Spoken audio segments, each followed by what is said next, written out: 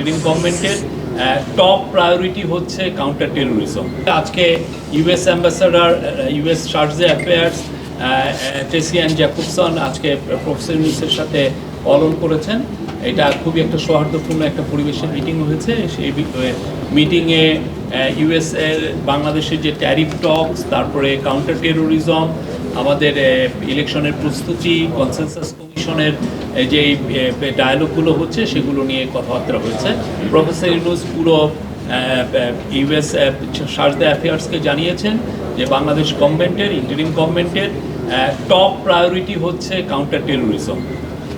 এবং উনি বলেছেন টেরোরিস্টদের ব্যাপারে এই গভর্নমেন্টের জিরো টলারেন্স, কোনো ধরনের কোনো টলারেন্স টেরোরিস্টদের প্রতি শো করা হবে না, জিরো টলারেন্স।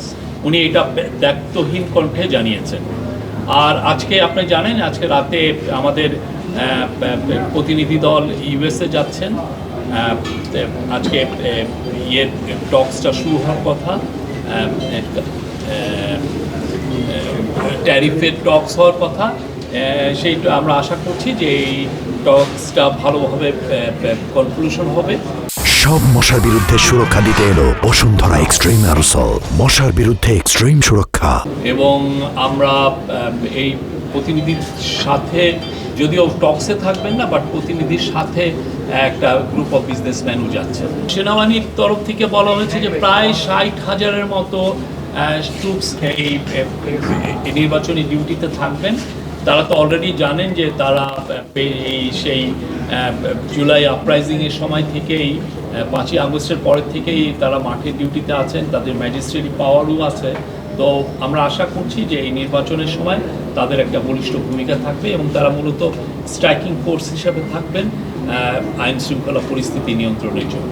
আমাদের যাতে ইন্টেলিজেন্স এজেন্সিগুলো তাদের কাজ জোরদারভাবে করতে পারে এবং ইলেকশনের সময় যাতে আমাদের ইন্টেলিজেন্সের কোনো ধরনের কোনো উইকনেস না থাকে সেই জন্য বলা হয়েছে। এবং এই ক্ষেত্রেও আমাদের যাতে কোঅর্ডিনেশনগুলো ভালো হয় সেই জন্য বলা হয়েছে।